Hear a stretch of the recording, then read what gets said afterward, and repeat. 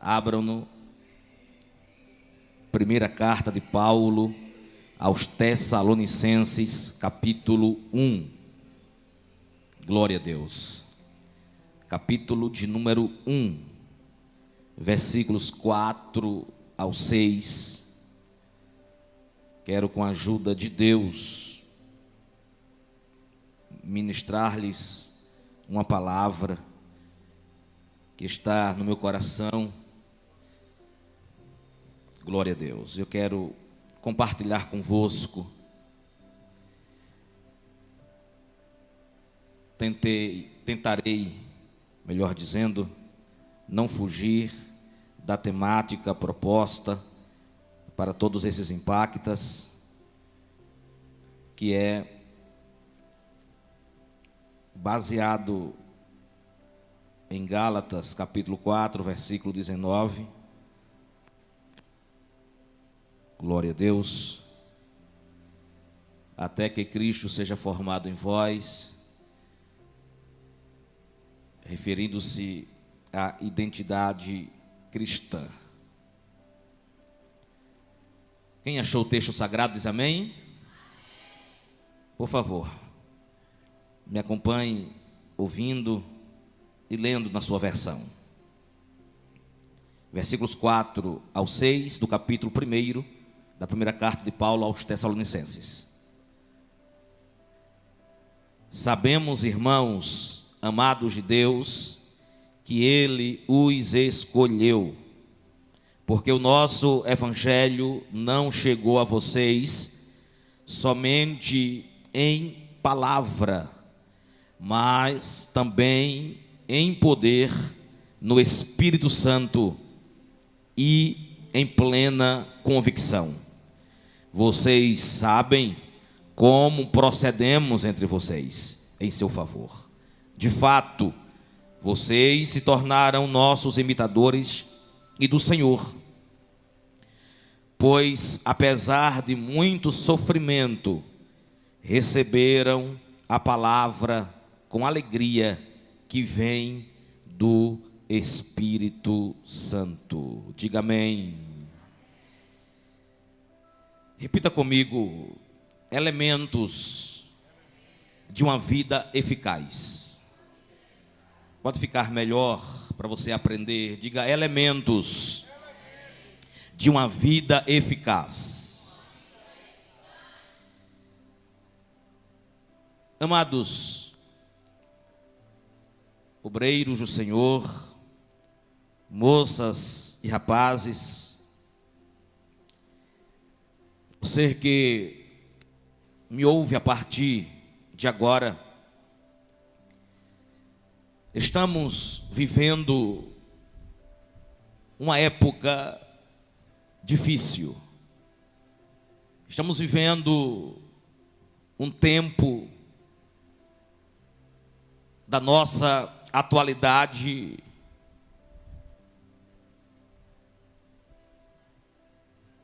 muito complexo no que diz respeito à nossa vivência. Por isso, constitui-se desafios da pós-modernidade, de uma sociedade que está corrompida. E para os jovens, para os cristãos em geral, nos leva a tentar compreender o quanto necessário se faz estarmos pautados em alguns elementos que a Bíblia nos orienta a tê-los. A sociedade odierna, ela está desprovida de um padrão bíblico. Quando nós olhamos para a grande mídia, enxergamos pessoas vazias por dentro. Talvez não aparentemente, porque seus belos figurinos, celebridades construídas da noite para o dia. Mas quando olhamos para a vida pessoal, conseguimos ver o quanto vazia esta pessoa é. O jovem cristão é desafiado constantemente a vencer essa realidade nua e crua. Portanto, precisamos cultivar a manifestação da mente de Cristo, como disse o apóstolo, levar a nossa mente cativa a Cristo.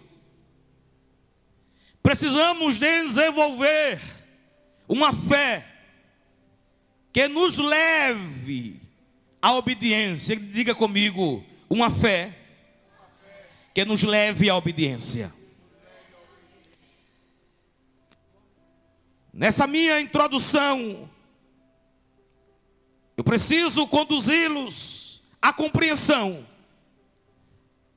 de que estamos em uma arena, em que estamos em um campo de batalha espiritual, de que a igreja, no seu posicionamento espiritual, em sua dimensão espiritual, como disse Paulo aos Efésios, nas regiões celestiais em Cristo, precisa se colocar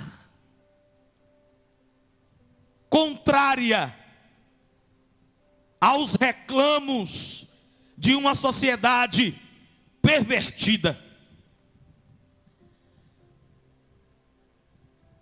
Parece-me que alguns estão andando de mãos dadas com o mundo.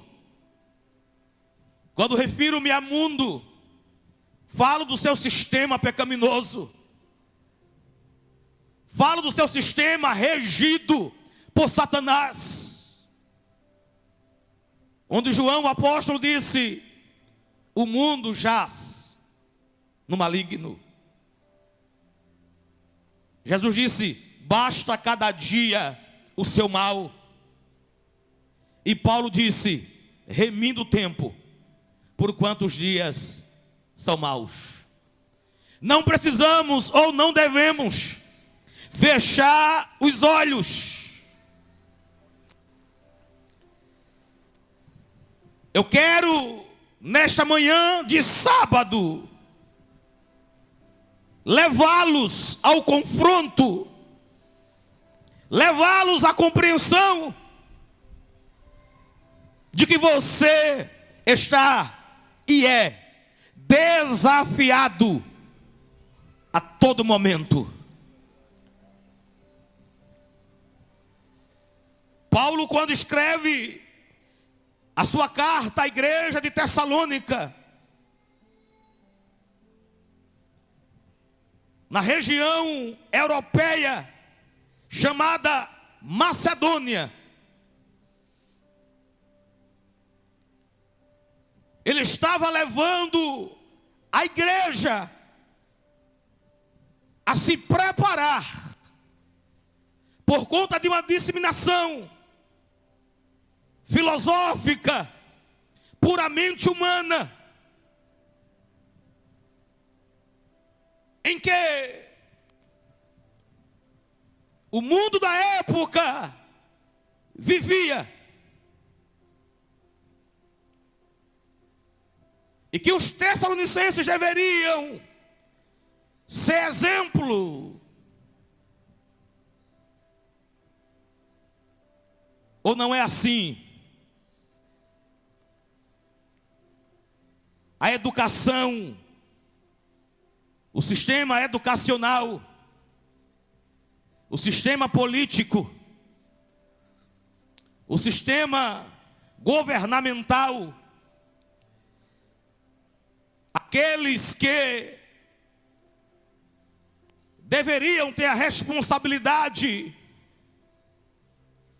de pautar no ensino educacional assuntos concernentes ao conhecimento,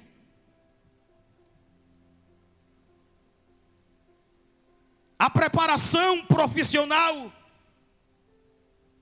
e a formar o cidadão, tem desvirtuado. E o marxismo desenfreado, as filosofias puramente humanas,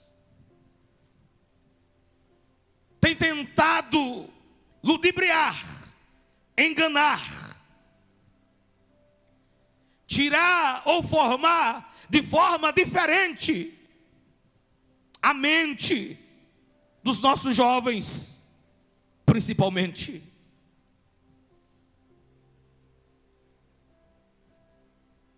Mas aqui nós aprenderemos que elementos de uma vida eficaz são necessários para estarmos preparados para enfrentar tudo e todos que contrariem a nossa identidade cristã.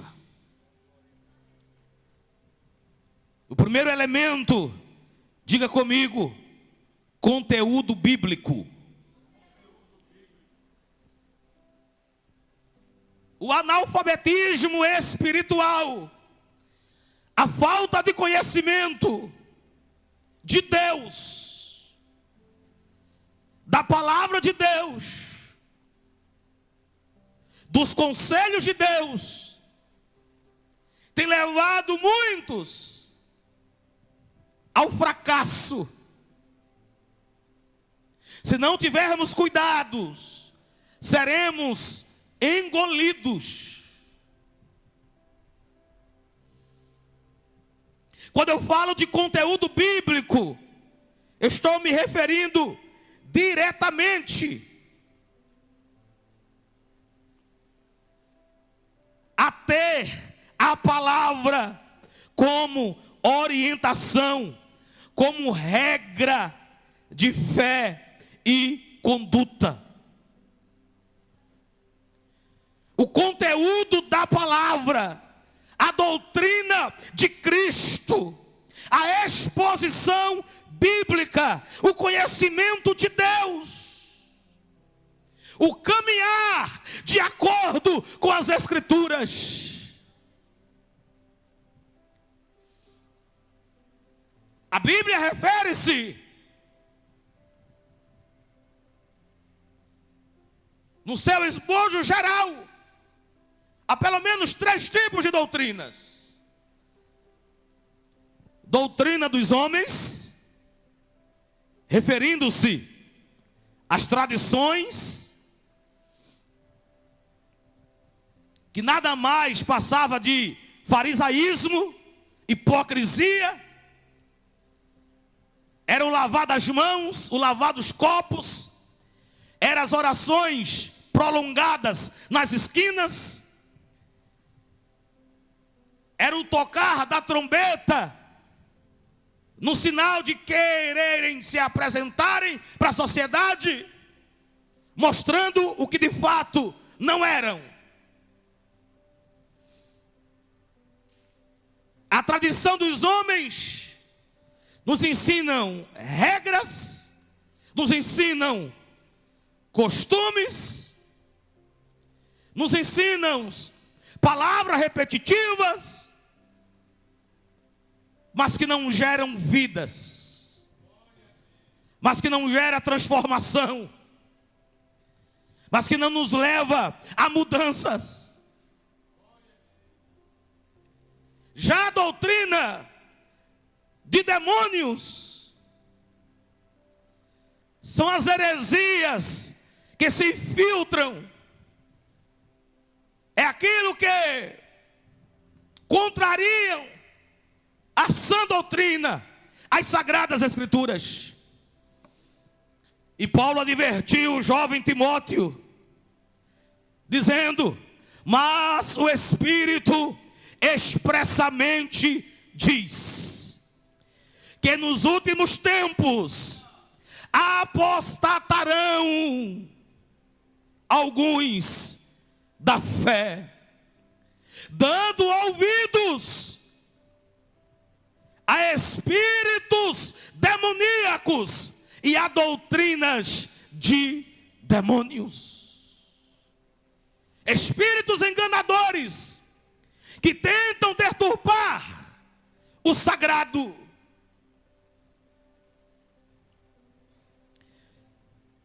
Mas eu quero crer que neste dia, você que está sendo desafiado a como viver em um mundo pós-moderno, está sendo desafiado a transpor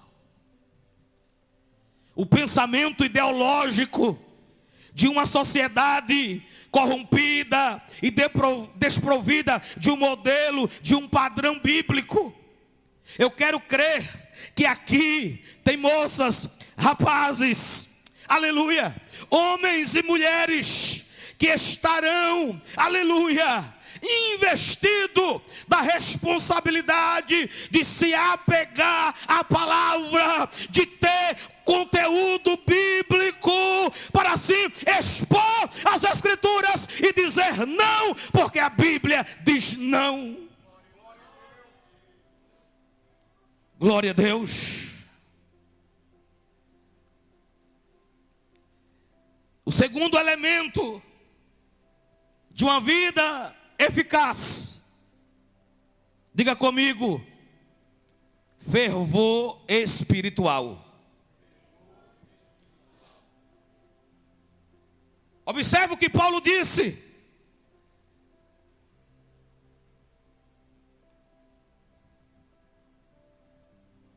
O nosso evangelho não chegou a vocês, versículo 5, não somente em palavra, mas também em poder no Espírito Santo. Primeiro ele chamou de nosso evangelho, referindo-se ao conteúdo, à exposição bíblica, à doutrina de Cristo. E depois disse que não era apenas em palavra, mas era uma demonstração de poder no Espírito Santo. O que isto implica? Glória a Deus. Há uma vida cheia do Espírito Santo. O que isto implica? Há uma vida de oração. O que isto implica? Há uma vida cheia da graça de Deus, do poder de Deus.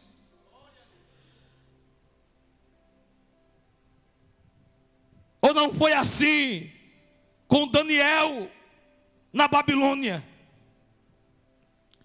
Um moço de aproximadamente 15 anos, quando levado ao cativeiro babilônico, segundo Ar-Isbe. E ao chegar lá se deparou com um sistema totalmente desprovido da lei de Deus. foi imposto a Daniel um novo estilo de vida. O que estão fazendo com vocês? A sociedade, a grande mídia nos impõe um novo estilo de vida. E com isso tem muita gente se acostumando com o sagrado, vivendo uma vida religiosa, mas envolvida com aquilo que o sistema mundano impõe. Nova cultura, nova pátria, novos costumes, nova língua, novo nome. Era isso que Daniel estava sendo desafiado a viver e a enfrentar. Longe de Jerusalém, nova pátria. Longe da sua cultura, que era judaica, agora era babilônica. Seu nome foi mudado no intuito de querer incutir na mente e na identidade dele que o Deus de Israel já não era mais o seu Deus. Daniel significa Deus é meu juiz. Enquanto Beltesazar, o novo nome dado a Daniel, quer dizer príncipe de Bel, a principal divindade da Babilônia. Assim fizeram também com seus 3 amigos, Misael, Ananias e Azarias.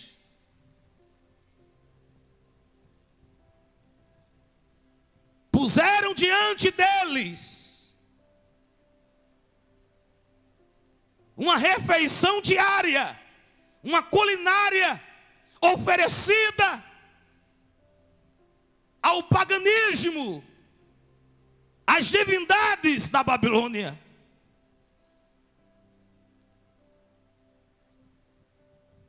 Mas o fervor espiritual é o que mantinha Daniel inabalável. Glória a Deus. O costume que ele tinha de orar lhe conduzia a esta vida plena e cheia do Espírito. Glória a Deus. Moças, rapazes, semelhantemente,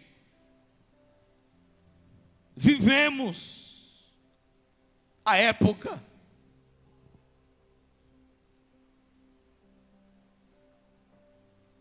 o cenário é outro, mas a história se repete.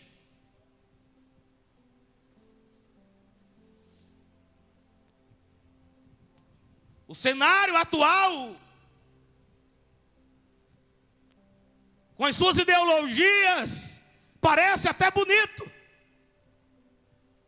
Ou não é isso que ensina a sociologia? Os senhores são mestres, sabem disso. Vocês são estudantes, sabem disso. Mas na verdade o diabo se infiltrando de forma sorrateira para enganar. Mas a moça, o rapaz, o jovem cristão que anda na luz, que tem o brilho do Espírito Santo, que tem a palavra como luz para o seu caminho, como lâmpada para os seus pés. E aqui eu aplico da seguinte forma: lâmpada para os pés é aquilo que você precisa tomar atitude de imediato. É o seu andar diário. É aquilo que você precisa estar apercebido. E precisa ter a iluminação do Espírito pela palavra, para não dar vacilos, para não pisar em falso. Luz para o caminho é aquilo que você precisa enxergar mais longe. É uma visão mais ampla. É tentar entender as artimanhas do nosso adversário. E só compreende isto primeiro, aleluia, como já disse, tendo o conteúdo da palavra, tendo conhecimento, aleluia. A exposição bíblica deve encher a tua alma, e isso te conduz a uma vida de fervor espiritual. Oh, glória! Glória a Deus.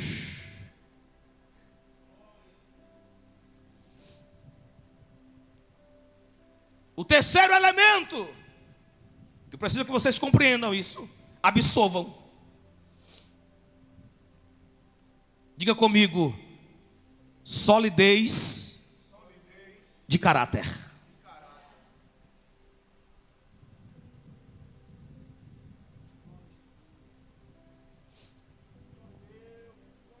Identidade cristã é formada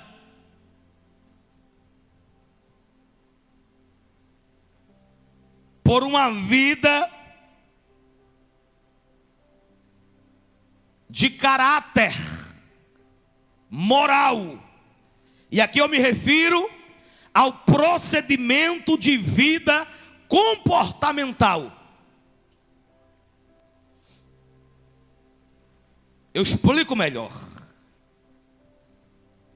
É o seu testemunho dos de dentro, referindo-se à igreja, dos de fora, referindo-se ao mundo. O testemunho cristão é uma questão de vida ou morte. Diga comigo: o testemunho cristão é uma questão de vida ou morte. Os espirituais compreendem isto.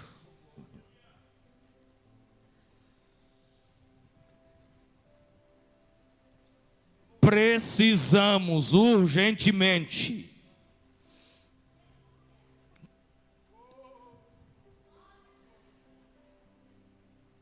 a ter uma vida cheia do Espírito Santo, que glorifique a Deus em caráter e em obras. Aleluia.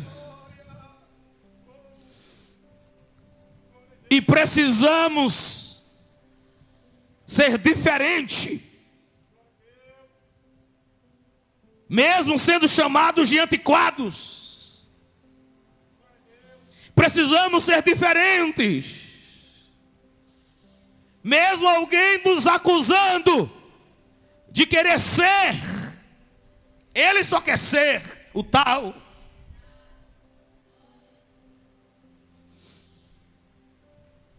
Mudar o nome de Daniel, mas não conseguiram mudar o seu caráter, que estava formado, que estava forjado pelo conhecimento da lei de Deus. Estamos no mundo, mas do mundo não estamos ou não somos. Aqui apenas somos peregrinos e forasteiros. Disse Paulo que a nossa cidade está no céu, mas enquanto estamos nesta sociedade corrompida, precisamos mostrar ao mundo que o nosso caráter é formado em Cristo.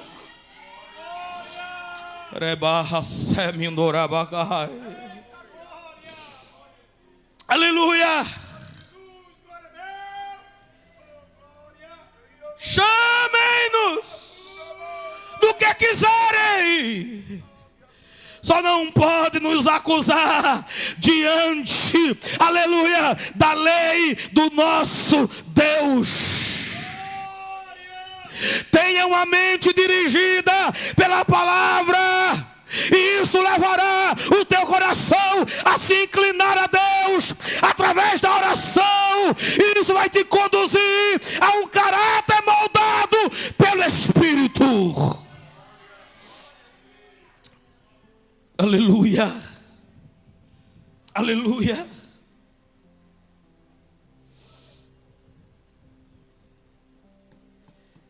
Viva uma vida de propósitos.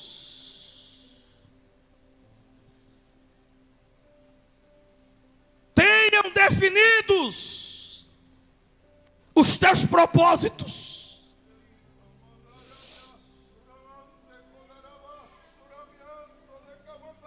Qual é o teu?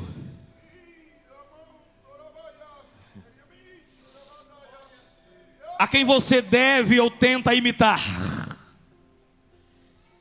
Quem é referencial de vida para você?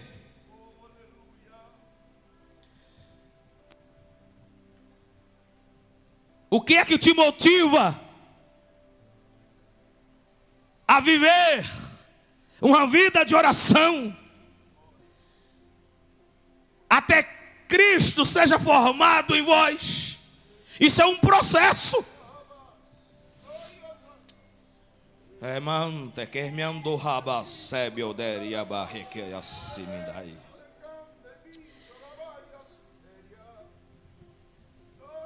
O Espírito de Deus deve mexer na sua mente,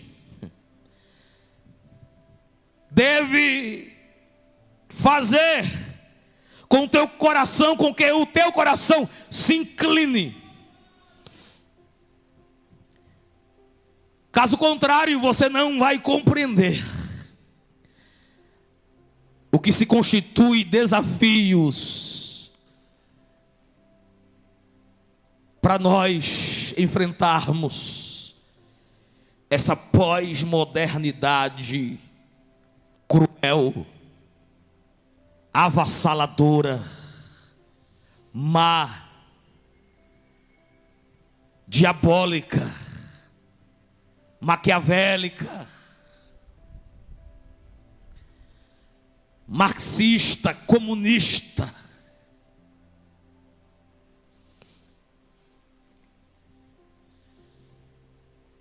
Nós não somos daqui, nem viemos para ficar.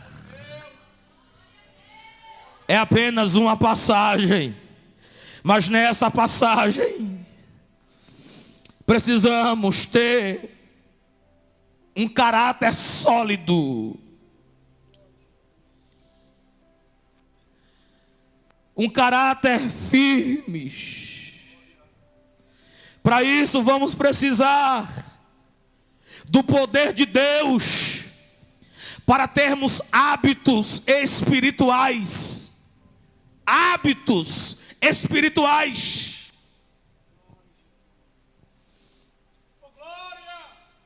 Quando e como eu devo ler a Bíblia? Quando e como eu devo buscar a Deus em oração? Quando e como eu devo estar nos cultos, congregando, adorando, ouvindo a mensagem, sendo orientado pelos meus líderes?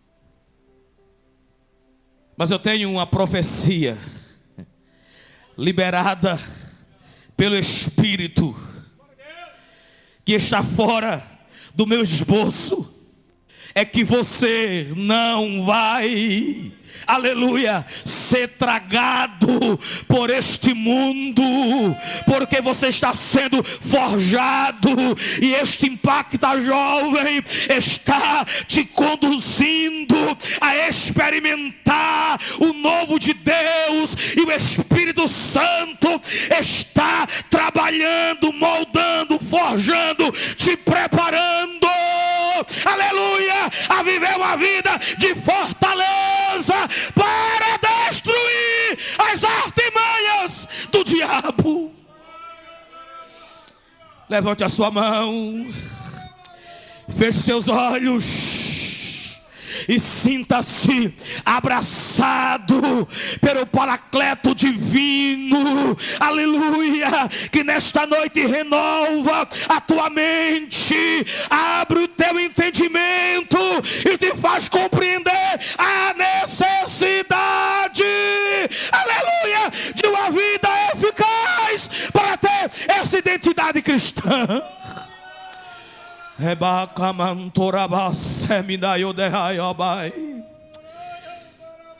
Seja em nome de Jesus tocado, tocada, renovado pela palavra. Oh glória, oh glória, oh glória, oh glória. Queridos, precisamos buscar primeiro o reino de Deus. E buscar o reino de Deus em primeiro lugar é priorizá-lo e ser segundo o coração de Deus.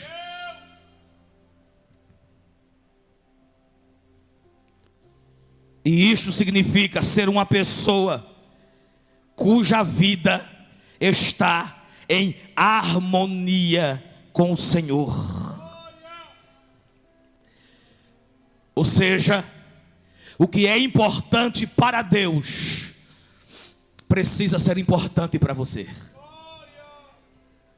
Isso é buscar primeiro o reino de Deus. Dá para você repetir isso? O que é importante para Deus, bata-se no peito e diga assim: deve ser importante para mim. Glória a Deus. E o que importa a Deus?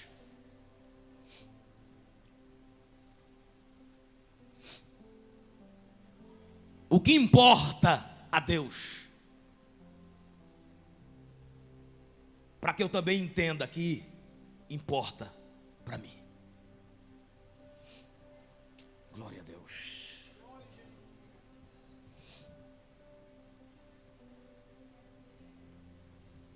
O apóstolo Paulo disse: não vos embriagueis com o vinho em que há contenda, mas enchei-vos do Espírito. O que importa para Deus é esse enchimento diário. Diga comigo: enchimento diário. Sabe como? A gramática grega nos traz dois verbos para encher. O primeiro está lá no Evangelho de Jesus, escrito por João, capítulo 2, quando na ocasião do casamento, das bodas, lá de Caná, da Galileia, faltou vinho. Vocês sabem da história. foram dizer a Jesus. Jesus tinha sido convidado para a festa. Ele estava presente. Jesus era um homem social. Ele cresceu nesse aspecto também, está escrito em Lucas. Crescia em graça para com Deus e para com os homens. Crescia em estatura e crescia em sabedoria. E ele deu uma ordem para que os serviçais, os homens que estavam a serviço, que estavam trabalhando no buffet daquele casamento, disse: enchei as talhas. Aquele encher ali era uma única vez.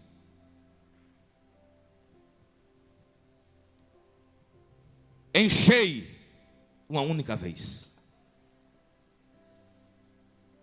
Paulo usa o segundo verbo encher no grego, na sua carta aos Efésios. E ele disse: enchei-vos. O enchei, já dito por Jesus em João 2, era ação única. O encher de Paulo aos Efésios é uma ação contínua. Primeira compreensão: não era para se encher uma única vez. Era um enchimento diário.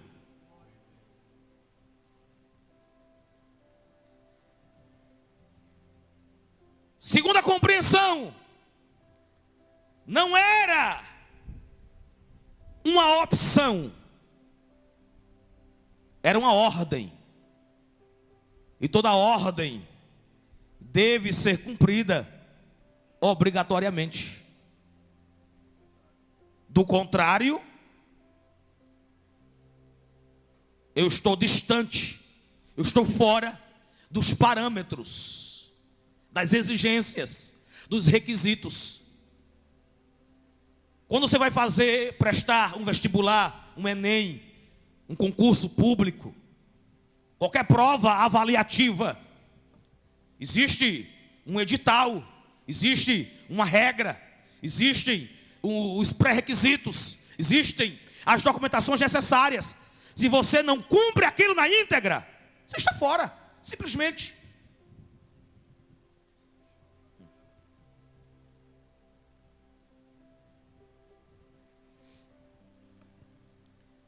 A minha pergunta é: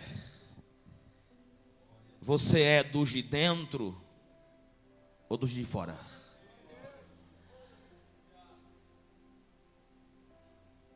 Você é da terra ou você é do céu? Você é de baixo ou você é de cima? E vereis outra vez a diferença entre o que serve a Deus e o que não serve, entre o justo e o ímpio. Se estamos falando de identidade, de vida eficaz, de solidez de caráter, e isso diretamente é uma vida cristã, então obrigatoriamente eu preciso cumprir, que eu preciso todos os dias ser cheio e me manter cheio. Quem está entendendo isto? Glória a Deus. Então isso é viver uma vida harmoniosa com Deus. E o que é importante para Ele, deve ser importante para você.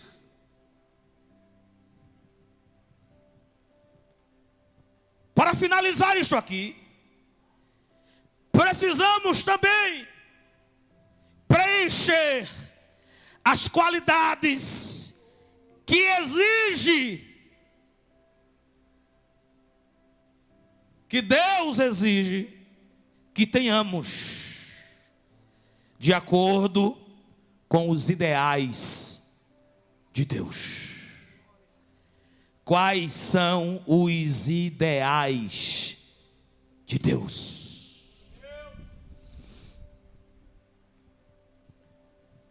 Diga comigo, que eu tenha conhecimento da sua palavra, que eu tenha fervor espiritual, e que eu tenha um caráter sólido, forjado pelo Espírito Santo.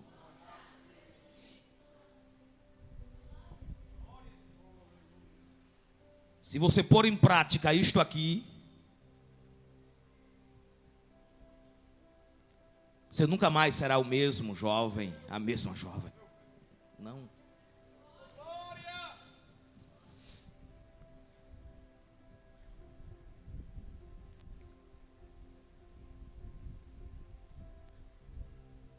Se Daniel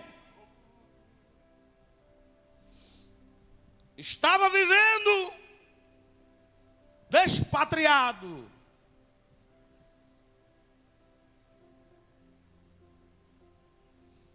mas carregou isto no seu coração. Eu acho bonito e poucas pessoas sabem, poucas pessoas, uma forma exagerada de dizer,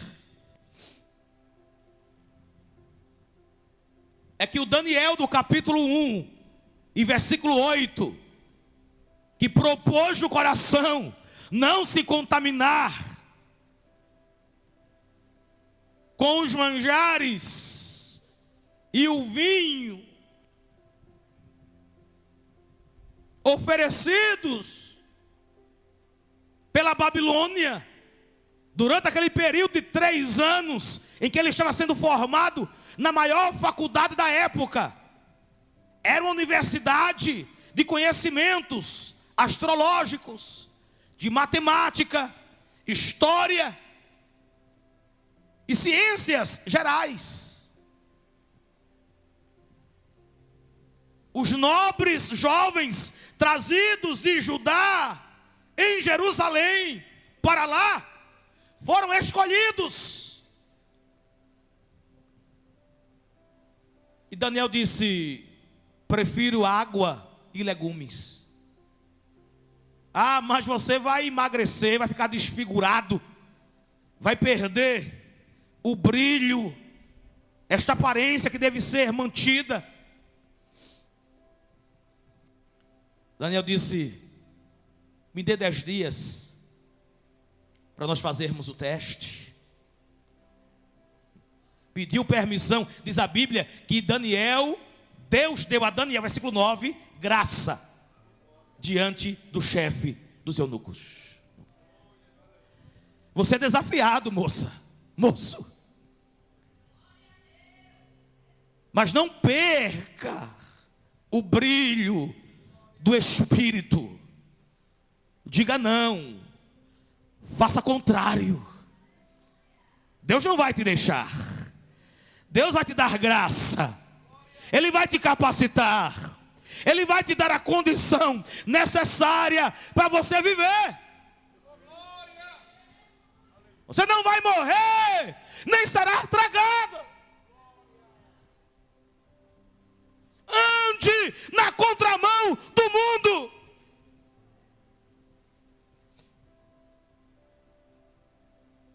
Este era o Daniel de 15 anos.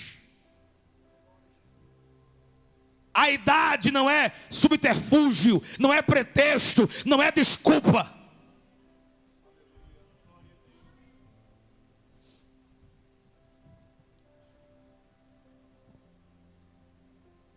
Vocês estão diante de um homem que fará no próximo mês 40 anos. Aos 10 anos, aceitei a Cristo, lá em Fazenda Canoas. onde eu morava. Aos 11 anos de idade, decididamente, resolvi me batizar nas águas, professando publicamente que eu tinha morrido para o mundo e ressurgido com Cristo.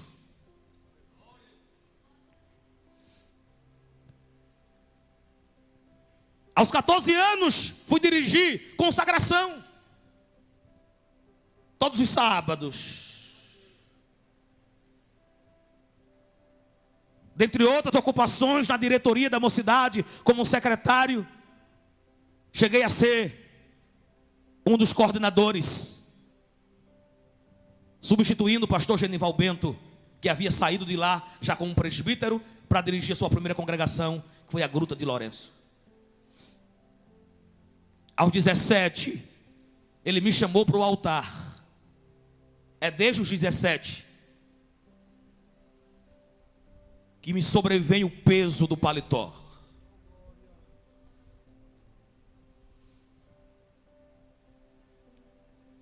O que eu estou querendo dizer a vocês é que o fato de ser adolescente, ainda jovem,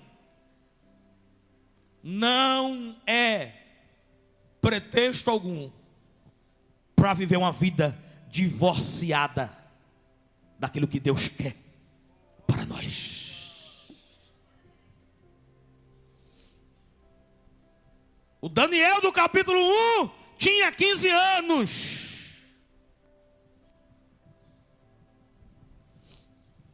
Mas o Daniel do capítulo 5,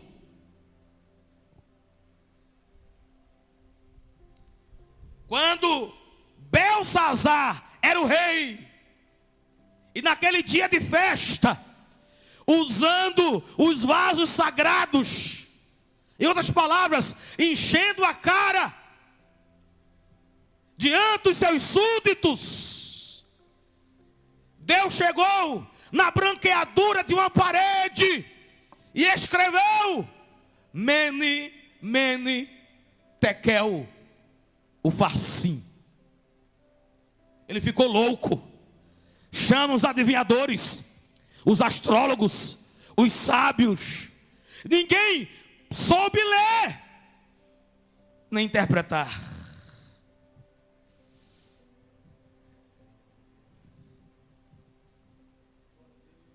A rainha disse: Rei, meu senhor,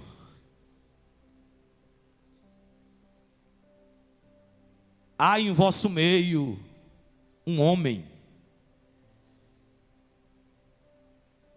cujo espírito é semelhante aos filhos dos deuses, um espírito excelente, cheio de entendimento. De quem estava se referindo? Daniel.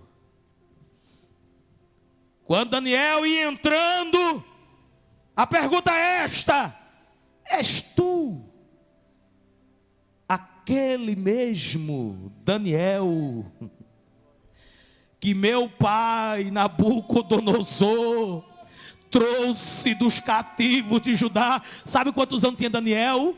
Mais de 60. Diga comigo: o tempo, nenhum sistema na Babilônia conseguiram mudar a trajetória de Daniel. Glória a Deus. Vai aqui outra profecia que também não está no esboço, e o Espírito me libera, aleluia, a transmitir. Levante a sua mão, por gentileza, aleluia. O tempo e nem o mundo vai conseguir te tirar dos propósitos de Deus. Tu permanecerás de pé e forte até aquele grande dia em que a igreja será apresentada ao grande noivo.